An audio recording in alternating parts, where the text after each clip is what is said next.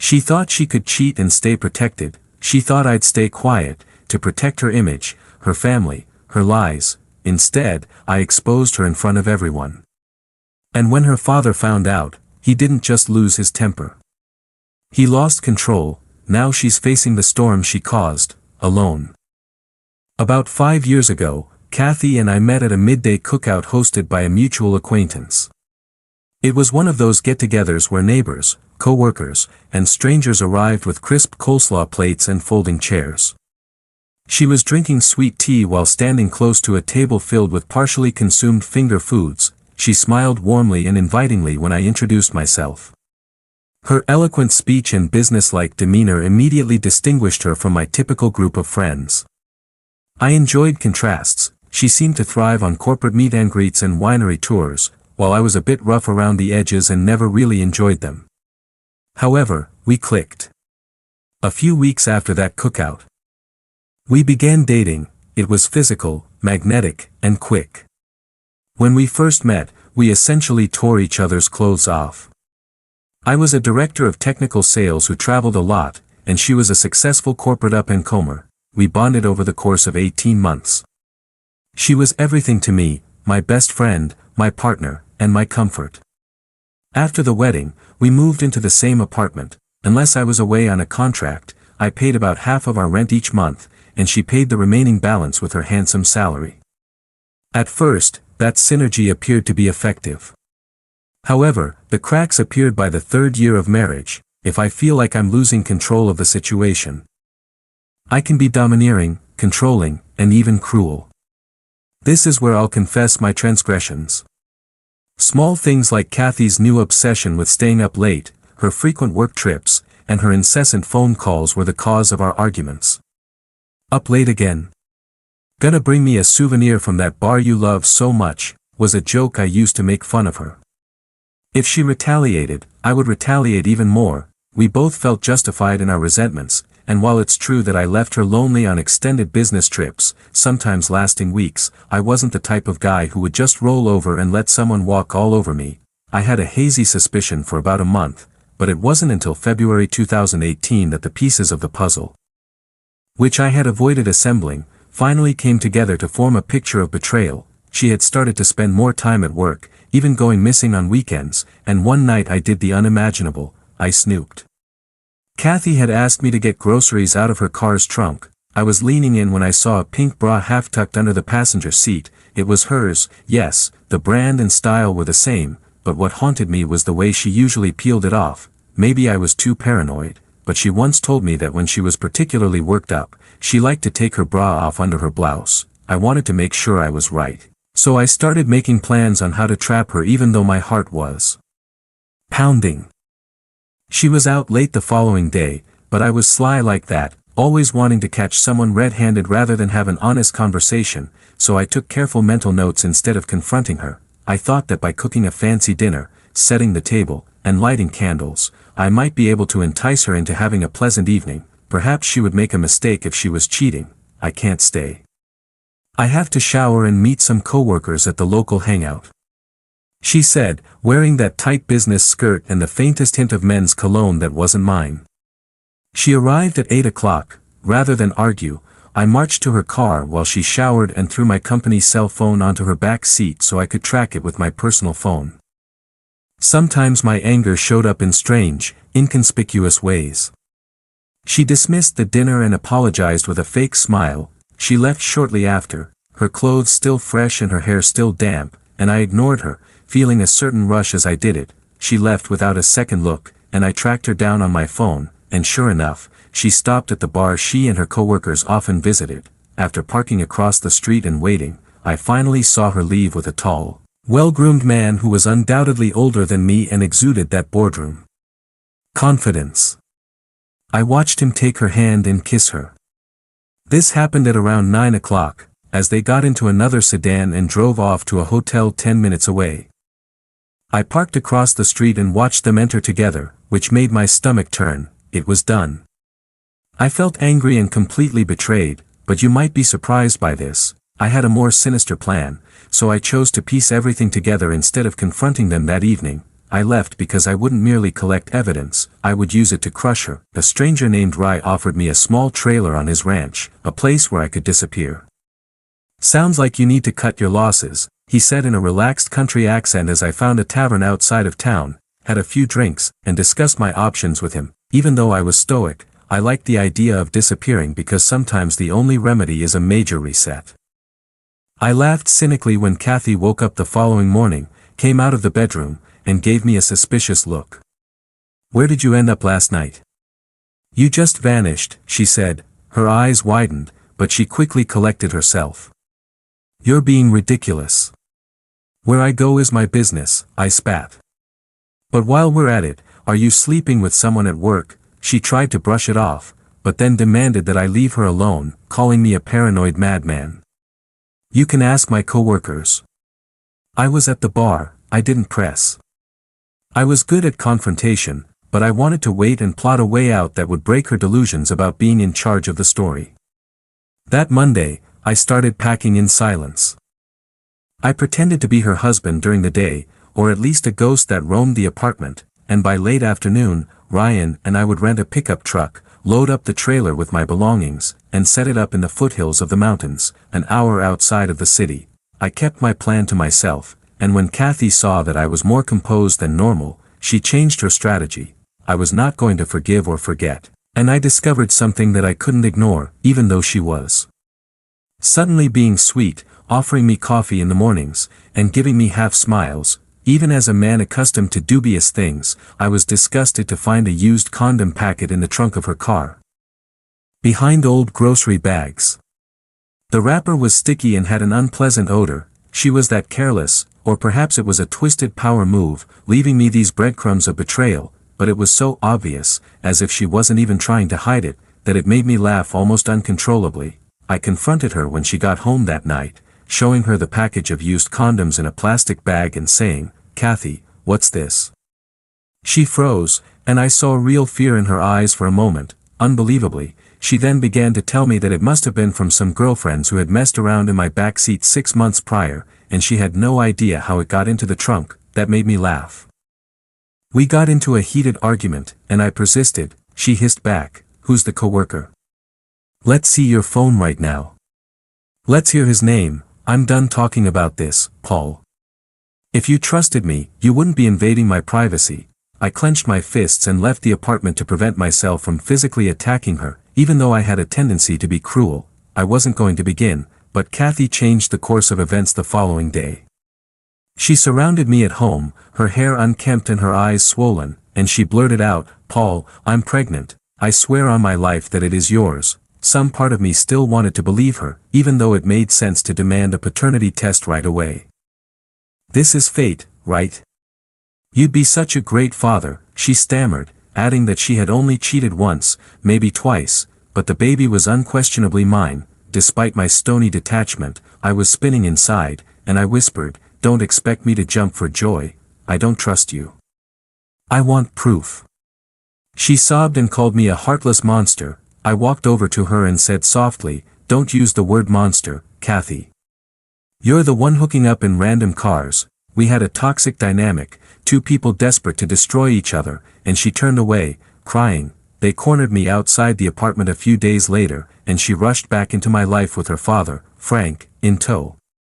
I wasn't the best of friends with him, but I never thought he would show up without warning.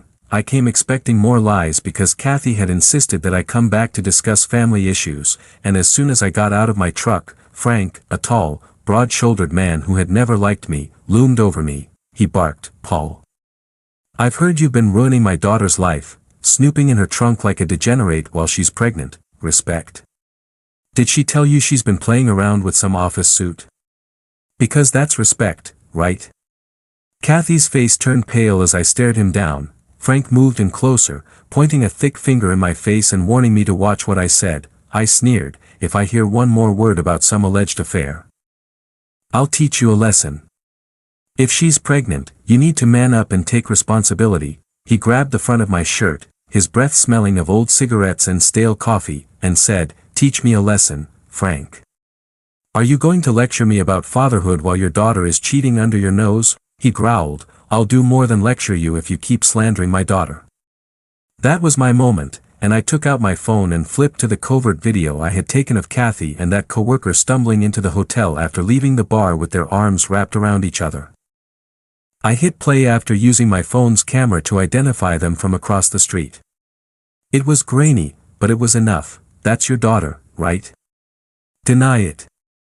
I pushed the phone under Frank's nose as the shaky video showed Kathy leaning in for a kiss, the streetlights reflecting on their faces.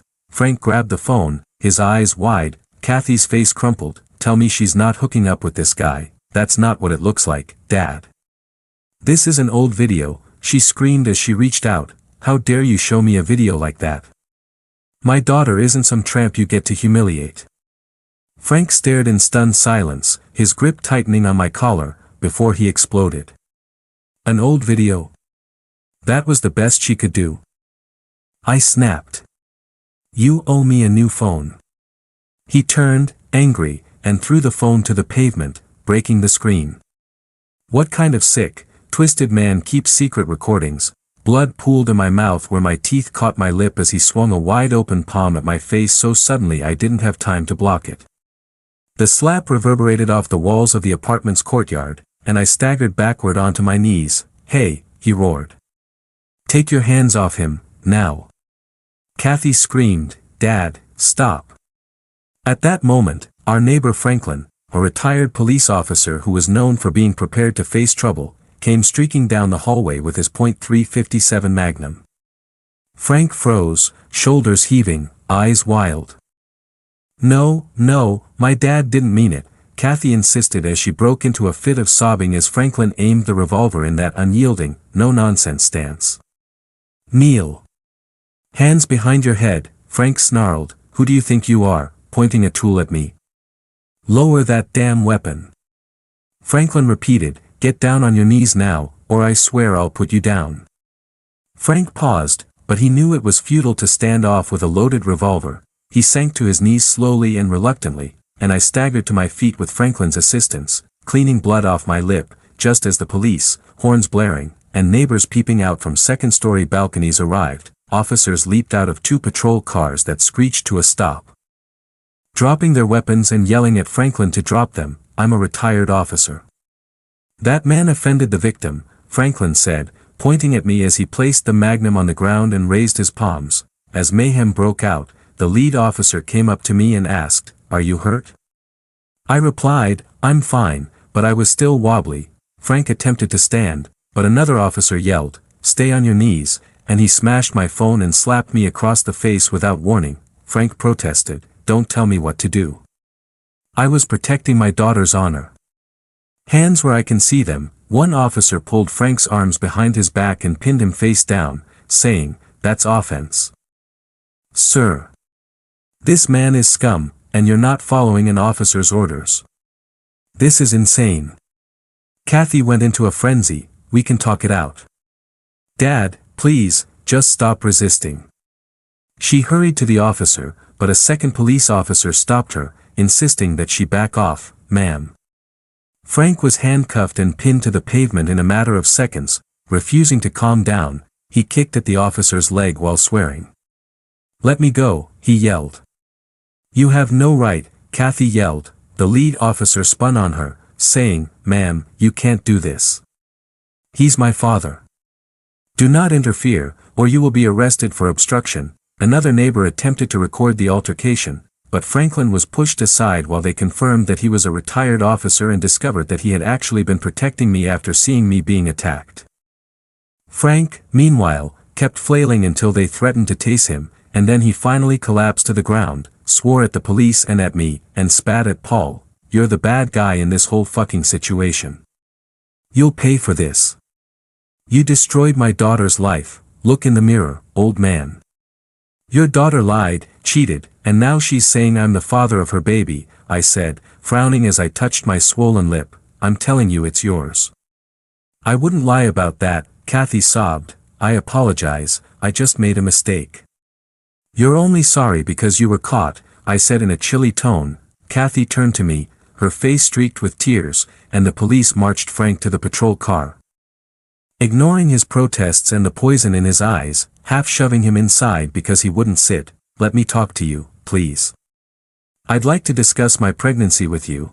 I took a step back and looked at her face, saying, "We'll talk after a paternity test," before turning to face the officer. Kathy tried again, but the officer nodded. "You have enough to charge Frank with assault, destruction of property, resisting arrest, whatever else in the book, right? We'll take statements, then we'll see what charges apply." "Paul, you can't do this. In the heat of the moment, you humiliated me, which is why my father is upset," I responded in a stony voice. "He hit me, threatened me, and destroyed my phone in the heat of the moment. I suppose he might shoot me in the next heated moment." Police took Frank away, with Kathy following in her own car after being warned to calm down or risk being arrested as well. "No thanks," Frank sneered from inside the patrol car. "You want to press charges, you coward? Fine, I'll see you in court." The policeman gave me a card with a case number within a few hours after I told him my version of events, which included the broken phone and my torn lip. Franklin confirmed my account. He faces several charges, including simple assault, property destruction, resisting arrest, and refusing a lawful order, all of which carry jail time, probation, and fines in this state. "We'll stay in contact." Franklin patted my shoulder. "You good?" That was crazy. A judge might reduce or negotiate, but he's in hot water. "Yes, I'm fine," I replied softly, but a sick feeling of victory churned inside of me. I was winning. After several days, I withdrew to the trailer in the foothills. I continued to receive calls, some from unidentified numbers, most likely Kathy. I let them ring, and then I received official calls, probably from the police or the prosecutor, asking me to come down and verify what I had said. I found out from a friend in the city that Frank had posted bail but had been charged with a crime. The first is simple assault, which is a Class A misdemeanor in many states. The second is vandalism, which is destruction of property because I broke my phone, and the third is resisting arrest, for he could be fined and possibly given a brief jail sentence. If found guilty, he would have a record, and possibly obstruction of justice, though that could be bundled in. A week later, when I went back to the apartment to collect any remaining belongings, I discovered Kathy pacing the hallway in her old sweats, her eyes red, and I knew that Frank might blow the case up even more in court because of his arrogance. She took hold of my arm and said, "Paul, we need to talk about the baby." Her voice was hoarse and she was shaking. "There's no future between you and me. But if it's mine, I'll pay child support." I stared at her without a word, but I made a mistake. People make mistakes. She started crying. "You could have divorced me if you were unhappy, but you lied instead, and I didn't realize how lonely I was until I cut her off. You know it's unacceptable that you allowed your father to attack me." Her gaze shifted to the ground. A vicious streak rose within me as you continued to provoke him, and I prevented him from doing anything. She dried her eyes on her sleeve. We never used condoms, so that was from someone else. It wasn't even me and him. And do you think it's normal to have a used condom wrapper at the bottom of your trunk or to come home smelling of some other man's cologne? Melodrama. It was. God, I can't keep apologizing. It's so messed up, I finished. "Listen," I said, taking a set of gadgets from the kitchen countertop, "and when I got one, you could speak with my lawyer, you understand?" She looked stunned. "Because if you're pregnant and you want me to be involved with that child's life, we'll take all legal action. If it's not mine, you won't hear from me ever again." I let out a low laugh. "Paul, can't we just work this out? You used to love me. You can love me again. I can also walk away forever." She looked at me with puffy eyes, flickering between anger and despair. I waved at her and walked away. A few days later, I got a text from an unidentified number that said, "Paul, it's Kathy. The date of my father's trial has been set. He may plead out, of course, but if you keep charging him, he's out." I typed back one line, "It's illegal for him to attack me without warning." She retaliated. I switched to villain mode, disregarding her cries and the father's situation. "Would you think about dropping it for the sake of the baby?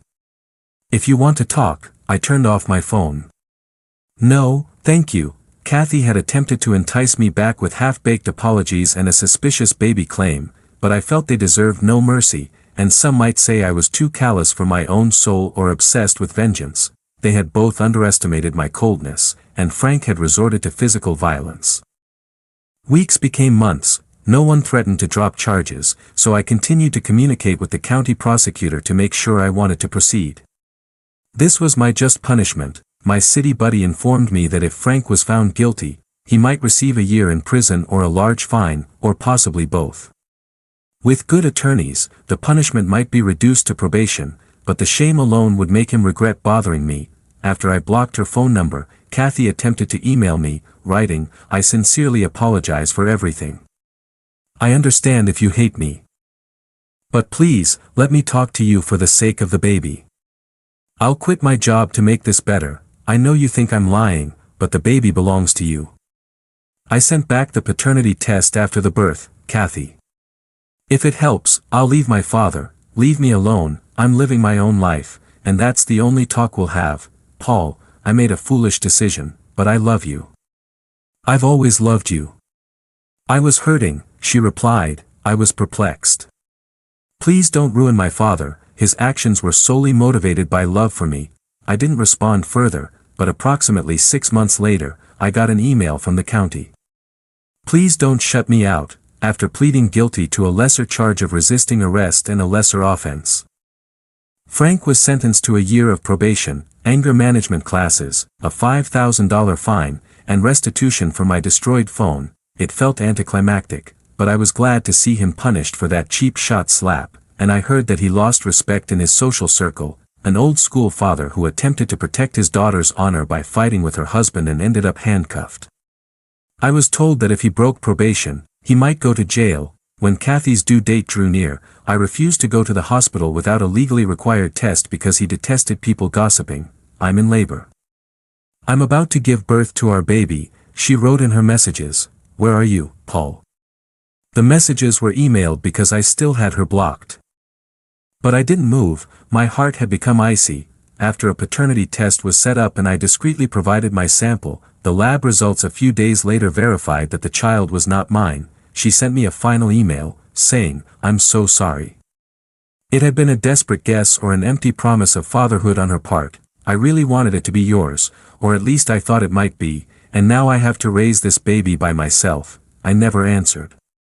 Time went by, and I found my own twisted kind of tranquility in the foothills, living in Rye's old trailer under pines and occasionally making the drive down to the neighborhood bar for a beer. My approach to conflict was scorched earth. If you cross me once, I finish you. People might say that I had turned into a recluse, possibly even a monster in my own right. Ironically, Kathy fell in love with that man because I was strong and uncompromising. She simply never imagined that strength would turn against her the moment she betrayed me. A year later, I saw Kathy on the sidewalk while getting coffee in a small mountain town. I tried to move away, but she saw me and yelled, "Paul." She rushed across the street, looking older, thinner, and with dark circles under her eyes. It was almost unreal. A part of me wanted to smile and see if she was still warm, but a larger part of me thought of the used condom wrapper, the video of her with the coworker. The father who slapped me, and the night everything fell apart. Her voice was shaking with regret as we spoke. After the scandal, I quit my job, lost everything, and my father is still upset, saying we should have fought you in court. She tried to hold my arm, but I resisted. And my baby's father? Well, he wants nothing to do with us either, I said flatly. Actions have consequences, simple as that, I growled. Humans don't leave used condoms lying around. Humans don't let their father assault someone who's done nothing but ask for honesty. Paul, she whispered, forgive me. Even if you don't want me back, can't we at least talk like human beings? She nodded, her eyes full of tears. I saw your child was never mine. My involvement here ended a long time ago. I wish we could have parted differently, but I can never take back what I did. I stared, taking in the way the wind blew her hair and the way her eyes still had that glint that used to draw me in. However, I was hollow and no longer felt any desire. I told her, there's nothing else to say, and moved away from her. Paul, I still love you. I huffed a bitter laugh. You should go. She tried again, then think of that as your curse, because I no longer care about you. Her face crumpled as if I had stabbed her in the heart, but my face remained unflinching, and I turned and left without turning around. The same friend in the city told me 2 weeks later that Kathy had moved out with the baby. There were no official details other than the fact that she had quit her job at her previous firm, sold off some of her possessions, and gone in search of a fresh start. Her father would sometimes yell at extended family get-togethers that Paul had destroyed my life and broken my daughter to pieces. Everyone else, however, appeared to have moved on. As for me, well, I am the villain. I initially left the marriage in silence, but when provoked, I called in the full force of the law. Some would argue that I overreacted and should have dealt with it behind closed doors, but I was tired of being a doormat to everyone. I refused to forgive any moral failing, withheld emotional mercy, and let father and daughter face the wreckage. I continue with my daily routine, jogging along trails shaded by pine trees, working remotely in sales, and living simply in the trailer. The mountain air is crisp, my life is easier, free of illusions of trust. On some nights, I might have a beer with Rye, occasionally run into new people at the tavern. I have a casual relationship with a woman who respects my independence, but I'm still cautious. I haven't heard from Kathy since. I don't see that day coming just yet, but maybe in the distant future, if she ever tries to get back in touch, I'll respond less bitterly. Sometimes you have to start over after finding mold that has grown under your life's floorboards. She, her father, the whole mess, all of it is a part of a past I no longer recognize as mine. When the police arrived on the scene, they took statements right away. In my case, I tore it up, burned it, and scattered the ashes on a mountain breeze. Legal repercussions: Frank physically resisted detention, verbally resented officers, and disregarded legal orders. Frank was charged with several offenses under U.S. law, particularly in several states, including simple assault for slapping Paul and breaking his lip. Restitution usually covers the cost of replacement. 2. Criminal mischief vandalism for destroying Paul's phone, which carries a penalty of up to a year in jail and/or fines of several $1,000s. Depending on the jurisdiction, Frank's refusal to kneel and comply with the officers is the third offense, which carries additional fines and possible jail time. Fourth, given his yelling and threatening demeanor, disorderly conduct or disturbing the peace could be added. Final disposition: Frank ultimately entered a guilty plea to resisting arrest and a lesser charge. He took anger management classes, paid Paul for the phone, finished probation, and paid a $5,000 fine.